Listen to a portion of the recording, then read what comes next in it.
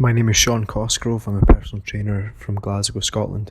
How originally I came across this diet was it'd been mentioned to me a few times by friends and colleagues, and I'd also come across it on places like YouTube. And I was probably as shocked as your average person, if not even more so. And I'd begun more investigation into it when I'd heard that it was beneficial for people with gastrointestinal issues and autoimmune disorders, which is not myself, but it is my mum and my sister. So I was just reading into it that way. So this happened, I've been on the carnivore diet now for over a year, and this happened, of course, over a year ago. I'm reading into it for a few weeks, reading the benefits for these particular people. And then I do a lot of research on diets anyway, and I just was interested, in researching further into this topic, probably just for the sheer extreme factor of what it seemed anyway on the outside. So I decided to give it a go, and I'd seen a lot of benefits that other people were getting, so I had a lot of ideas in mind of the benefits I may get. Unfortunately, a lot of the benefits that I was reading about I didn't receive. For example, I have to shave my hair because when it grows in, the back of my head gets quite scabby basically, and I'd read that a lot of people had fixed that ailment, which has had zero effect on mine. Other issues or things that people were getting benefits were maybe thicker hair on their head.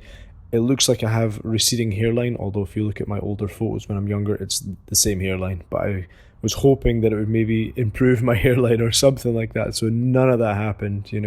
People were reporting better skin. My skin's all right. There was no improvement. So there was a lot of stuff that I was hoping would get and then didn't, and that's fine. What I did get though, however, was a lot of things that I had not heard of either, which proves that it's not placebo or similar, equivalent. So I've got a list of stuff here just to rattle through then. So my teeth just generally feel cleaner, but that'll just be from the zero sugar. I suppose you could have it on any diet that was just minus the sugar. This next one is probably a major one for me. It's probably my biggest one why I stick to the carnivore diet, and that is that my poops come out cleaner and completely scentless. So I was basically vegan before going carnivore, and when I was pooping, it was basically messy to the point where I would just go to the toilet and then straight into the shower. It was that messy, I'd be wiping and it was horrendous. So I would just have to clean up every time, and it actually made me feel really self-conscious if I was ever out and I'd have to go for a poop and I couldn't have a shower facility. I'd be wiping away, I'd be excavating back there, and that was just horrible. Now it's I poop, I wipe once just to check more than anything, and it's 99% of the time it's just 100% clean right off the bat, and as I mentioned, completely scentless. Also on that note, I get absolutely no gas, no flatulence at all from either end.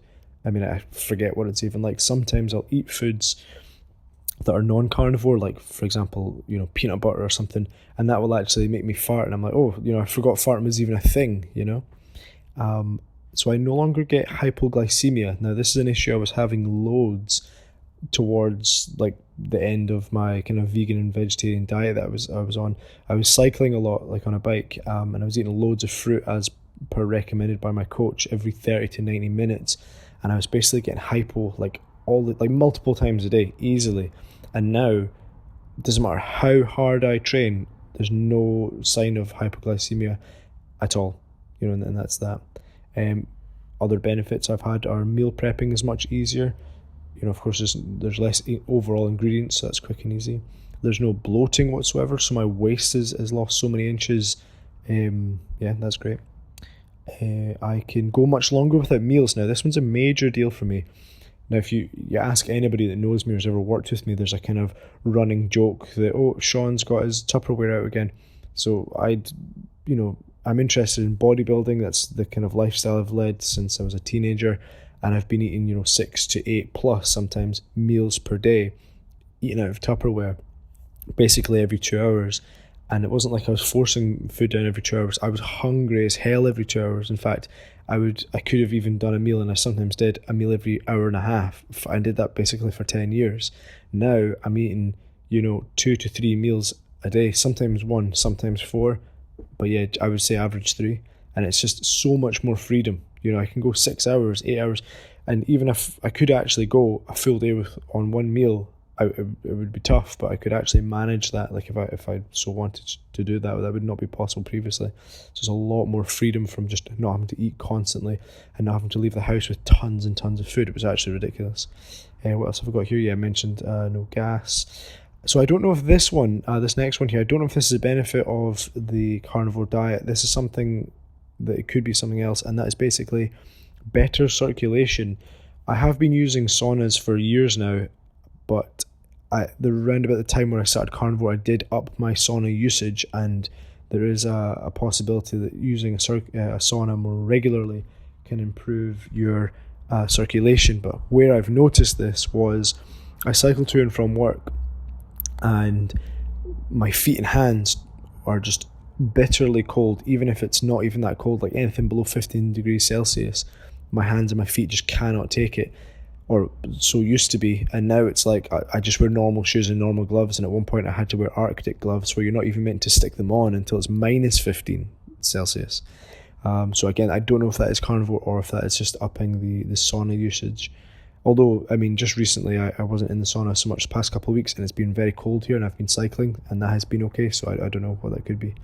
So this next one, my recovery time from lifting, it got really bad towards the end of being vegan, to the point where I actually went to the doctors and just had a bunch of blood tests, and it turned out my testosterone levels were very low. So the range is meant to be for a male between 10 and 36, I think it's millimoles per litre, 10 and 36, and mine was 13.6, and that's free testosterone. Some people say that's not important, I don't know, but what was happening was I was getting muscle fatigue, I was just overall just feeling like garbage. It was taking sometimes up to a week to recover from a basic session of training that I should be conditioned to anyway. When I first switched to carnivore, the first couple of weeks, oh my god, I've never taken steroids in my life, but I imagine that's what it feels like. I mean, I was healing so fast. You should have seen how much muscle I put on in the first few months, and that was purely based on, I think, my testosterone being higher, therefore I was recovering faster, I was able to train more consistently, frequently, and intensely. Other benefits, my taste buds have completely changed. Bottled water, like mineral water, tastes insanely amazing. It did anyway, I guess. I was already a fan, but now bottled water, especially fizzy water, actually tastes sweet. Fizzy water to me almost tastes like a lemonade or something like that. In terms of the meal frequency, going back to that, I feel like my brain registers calories much more accurately. So for example, if you had a buffet out in front of me and there was every food imaginable there, if it was carbs and all this junk, I just feel like I would go well over the calorie requirement. Whereas when it's meat, I just feel like I eat a steak and I can say, oh yeah, that was 1,000 calories or whatever.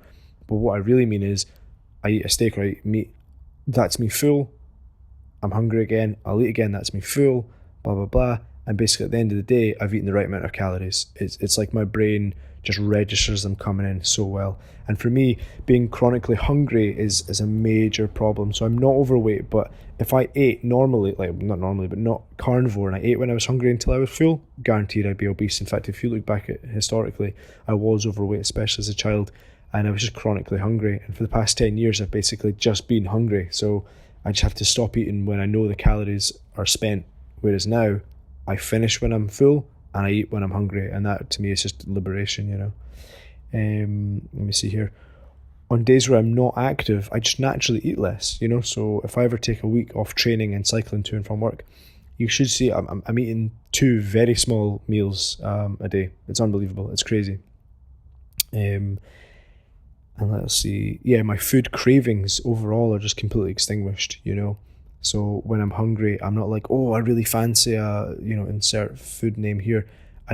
It completely changed my mindset and my brain chemistry almost, where I just feel like, oh, I need refueled, I feel like I could talk about this on and on and on, but that's 10 minutes coming up there. I don't want to ramble on too much, but feel free to get back to me on more information like that. Okay, thank you very much. Bye.